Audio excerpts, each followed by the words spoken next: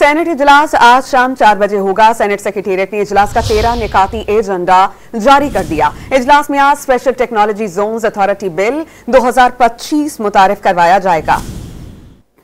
Chairman senate Syed Yousuf Raza Gilani इजलास की सदारत करेंगे। ऐवान में टैक्स कवानीन तरमीम बिल पर कायमा कमेटी खजाना की सिफारिशात पेश होंगी। खैबर पख्तूनख्वा के कबायली अजला के लिए 8 अरब 46 करोड़ रुपए की ग्रांट के इजरा पर तवज्जो दिलाओ नोटिस पेश किया जाएगा। ऑपोजिशन लीडर शिबली फराज गरान पर तवज्जो दिलाओ नोटिस पेश करेंगे। पाकिस्तान इंटरनेशनल एयरलाइंस के तैयारों के ग्राउंड करने पर शारी रहमान तवज्जो दिलाओ नोटिस भी पेश करेंगी। 4 कायमा कमेटियों के चेयरमैन मुख्तलिफ उमूर पर अपनी अपनी रिपोर्ट्स पेश करेंगे।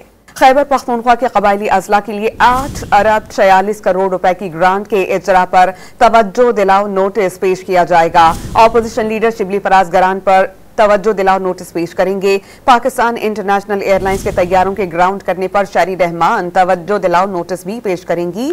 4 कायमा कमेटियों के चेयरमैन मुख्तलिफ उमूर पर अपनी अपनी रिपोर्ट्स पेश करेंगे।